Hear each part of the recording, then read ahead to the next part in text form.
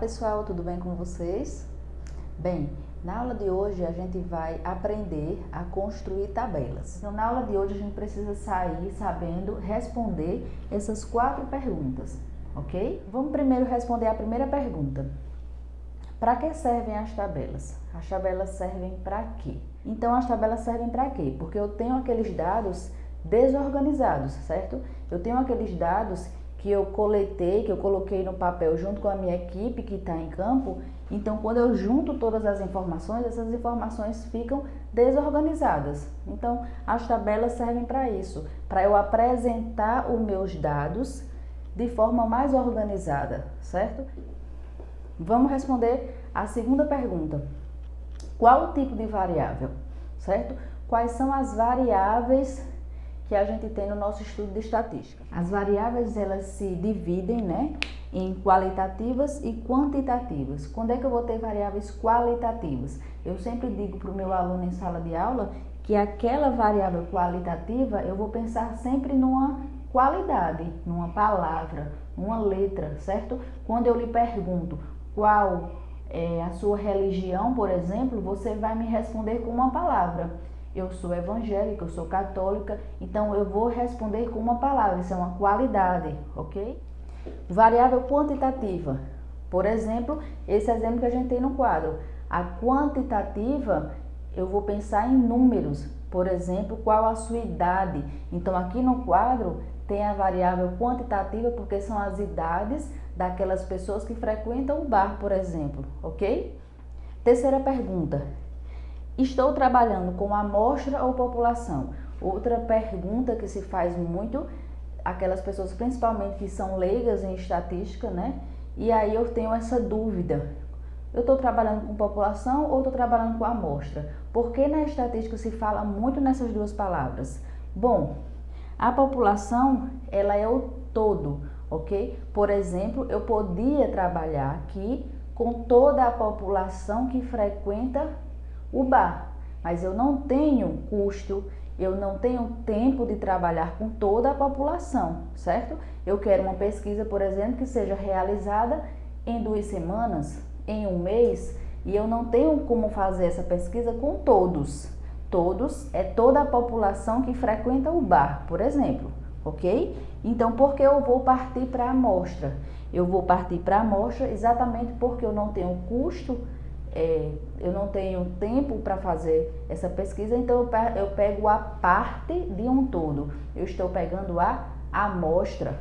Por exemplo, nesse exemplo que a gente está aqui no quadro, a nossa amostra é de tamanho 25. Eu tenho 25 indivíduos que foram entrevistados, ok? Paula, por que N minúsculo? N minúsculo representa a amostra, certo? E N maiúsculo representa a população. Na estatística, eu tenho 2 tipos de N diferentes. O N que está representando a população, maiúsculo, e o N minúsculo que está representando a amostra, ok? Aqui no quadro eu coloquei um exemplo com 25 indivíduos. Paula, mas isso é uma amostra muito pequena. Na realidade, no nosso dia a dia, a gente vai pegar amostras maiores, com certeza. A gente vai calcular no papel o dia todinho? Óbvio que não. A gente tem recursos, tem computador para isso, que se faça análise com dados maiores. Obviamente que na realidade a gente não tem dados pequenos, mas para que você aprenda lá na frente como trabalhar com dados grandes, você tem que saber como trabalhar com dados pequenos. Por isso a aula de hoje, ok? Bom, e como construir essa tabela? Primeiro, como é que você apresenta uma tabela? Como é a cara dessa tabela? Essa tabela precisa ser organizada? Precisa, mas como ela deve se apresentar? Bom, então o que vocês estão vendo aqui agora é o quê? É uma tabela que ela tem que ter essa cara, Ela tem que ter essas características, ela tem que ter essa estética, Ela tem que ser representada com o meu título, ela tem que ter um título, que é o início, O título é o quê? O título eu tenho que indicar o fato observado, o local e a época que eu estou pesquisando aquele tipo de trabalho, aquele tipo de estudo, ok? Então, meu título tem que ser apresentado sempre na minha tabela. Segundo, vai aparecer o quê? Vai aparecer o cabeçalho. O cabeçalho tem que indicar o quê? Para cada coluna que eu especificar, eu tenho que apresentar o que eu quero. Então, por exemplo, na primeira coluna aqui eu tenho ano, né? Então, eu estou representando cada ano. Na segunda coluna, eu estou representando a produção. Então, eu tenho que representar os dados da produção. Isso é o cabeçalho, que eu tenho que apresentar o que vem na minha coluna, certo? O meu corpo da minha tabela, ela tem que ser representado por quê? Exatamente pelo fato observado, ok? Então, por exemplo, na primeira coluna eu tenho anos. Então, aqui eu estou representando de 1996 até 2000, certo? Então, isso é o meu corpo da minha tabela. E no final tem que vir a fonte. Sempre na minha tabela tem que indicar fonte, de onde foi retirado esses dados, certo? Se for um dado fictício, por exemplo, essa tabela aqui é um dado fictício, então eu coloco fonte fictícia. O que a gente vê no noticiário todo dia é o quê? Ministério da Saúde, IBGE. Então, sempre quando você assistir o noticiário, observa embaixo que vai sempre aparecer a fonte. Ela tem que indicar de onde ela tirou aquelas informações. Então, a primeira etapa que eu tenho que ter quando eu tenho dados aleatórios é organizar esses dados, certo? Organizar, obviamente, em ordem crescente, do menor para o maior. Paola, nos dados que você deu, eu tenho uma amostra de 25 indivíduos, certo? Eu tenho que apresentar na organização 25 indivíduos obrigatoriamente. Se eu tenho 25 em cima, eu tenho que ter 25 embaixo, ok? Eu tenho que ter a contagem de todos os indivíduos, sem faltar nenhum. Por exemplo, nessa amostra que eu dei aqui, ó, eu tenho um indivíduo que tem 19 anos, 2 indivíduos que têm 19 anos. Então, se eu tenho 2 indivíduos, eles devem obrigatoriamente aparecer 2 vezes. Ok? Isso faz muita diferença quando eu estiver fazendo o meu estudo, certo? Aqui, ó, apareceu 1, 2, 2 20. E aí você vai ou circulando ou vai cortando quando você estiver estudando em casa. Geralmente essa primeira etapa eu peço para os meus alunos sempre fazerem de grafite, porque você fazendo de grafite, se você errar um número, você quiser apagar, fica mais fácil de organizar, ok? Óbvio, quando a gente está no computador, a gente não precisa disso, porque ele mesmo já faz, por exemplo, no Excel, ele já faz, seleciona do ordem do menor para o maior. Mas aqui na nossa prática, né, eu tenho que colocar todos os números. E aí eu coloquei 20, 20. Bom, e aí eu vou fazendo para todos os números, até chegar o último número, ok? Então, essa organização tem que ser feita para todos os números. Okay? As idades daqueles que frequentam o bar. Então, eu coloquei, ó, se apareceu o 19 2 vezes, o 20 2 vezes, o 22 só uma vez. Então, eu tenho que obedecer esse critério, certo? Esse critério de organização dos dados. Na segunda etapa, eu vou ter que calcular a amplitude da classe, certo? Então, como é que é feita essa amplitude da classe? Eu tenho o x máximo menos o x mínimo dividido pelo número de classes. Então, quem é o meu x máximo? É o valor maior que eu tenho na organização dos dados. Quem é meu x mínimo? É o valor menor que eu tenho na minha organização dos dados. Então, eu tenho, ó, 38 é o valor maior, menos 19, que é o valor menor. O número de classes geralmente é dado em questão, ok? Então, quando eu estiver fazendo minha análise, eu tenho que indicar quantas classes eu quero. No caso aqui, eu quero 5 classes, ok? Então, 38 menos 19, 19 dividido por 5, ok? Que vai me dar um valor decimal, 3,8. Paula, quando eu tenho esse valor decimal, o que é que eu faço? Eu continuo com esse valor decimal ou eu arredondo? Geralmente você observa para os seus dados.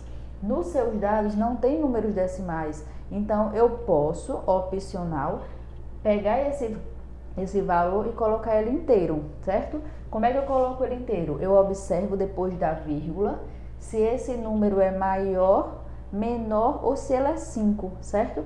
Como ele é maior que 5, eu posso arredondar para mais, certo? Eu tenho a obrigação de arredondar esse número para um número maior do que a parte inteira. Ou seja, esse número vai ser 4. Então, 4 vai ser a amplitude da minha classe. E a partir daqui eu vou para a terceira etapa. Qual é a terceira etapa? A terceira etapa é eu construir a minha tabela, ok? Bom, pessoal, então feita a primeira etapa, que foi a organização dos dados, e feita a segunda etapa, que eu calculei a amplitude, que eu achei 4 como amplitude, agora eu posso ir para a última tabela da aula de hoje, que é a construção da minha tabela, certo? Como é que eu vou construir essa tabela? Então aqui, ó, qual vai ser a minha primeira classe? Qual vai ser a minha primeiro grupo de dados?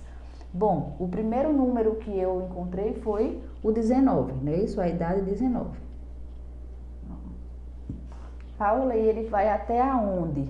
Esse 19 eu vou somar com aquela amplitude que você calculou na segunda etapa. 19 mais 4, 23. E assim eu vou fazendo até a quinta classe, que vocês lembram que na segunda etapa que a gente calculou a amplitude da classe, no denominador tinha um número de classes. E o número de classes foram 5, então eu só vou parar de fazer essa contagem na quinta classe. Então, segunda classe, 23, mais uma vez eu vou somar com a amplitude da classe que eu encontrei, que foi 4, que vai dar 27. E assim eu vou fazendo até a última classe, que a minha tabela também tem que ser aberta nas laterais, ok? Não pode esquecer disso. E agora eu vou fazer a contagem de cada um. Paula, mas tem duas dúvidas nessa tabela. Primeiro, a dúvida é porque existe esse tracinho fechado e não existe o tracinho fechando aqui na primeira. E por que isso acontece em todas elas? Primeiro, esse tracinho está indicando que o 19 está presente na primeira classe, porém o 23 não está. O 23 pode ver que não tem tracinho, não está aberto. O 23 ele só vai entrar na segunda classe. Isso acontece para todas as classes, ok? Todas as classes que foram pedidas na questão, que foram 5 classes. Bom, o último número, Paula, 39, ele não está na minha amostra. O número 38 está, mas o 39 não. Não tem problema. O último número ele pode passar daquele número que você tem na sua amostra, não tem problema nenhum, até porque quando eu for fazer a contagem do 39, o 39 ele não está, então é 0, então não vai alterar a minha amostra, certo? A mesma coisa pode acontecer no primeiro número, eu poderia ter um número 18 ali, também não tem problema, certo? Mas é importante que você siga sempre essa ordem lógica na contagem, certo? E agora eu vou contar, ó, do 19 para o 23. Vou contar, ó. Lembrando que o 23 não está na primeira, ela vai estar na segunda. Então, eu vou contar, ó. 1, 2, 3, 4, 5. Eu tenho 5 indivíduos na primeira classe. E assim eu vou contando até a última classe. Do 23 ao 27, ó. 23 até o 27. 1, 2, 3, 4, 5, 6. Bom, então contando, né? Então, quando eu fiz toda essa contagem, eu separei os grupos, fiz a contagem e agora eu posso ter um total, não é isso? Então, quando eu fizer esse total, eu vou ter uma amostra de 25 indivíduos. Então, essa é a primeira etapa da construção da minha tabela, certo? A partir disso, a partir desse início, é que eu consigo calcular as famosas distribuições, né? Eu consigo calcular uma frequência acumulada, eu consigo calcular uma frequência relativa, eu consigo calcular uma média, uma módulo, uma mediana, e a partir desta tabela inicial é que a minha vida começa a ficar mais fácil. Bom, por hoje é só, a gente fica por aqui, aprendemos a construir uma tabela, vimos a importância da tabela, e se vocês puderem, compartilhem com os amigos, deixa seu like aqui embaixo, se inscreve no canal e até as próximas aulas. Um grande abraço.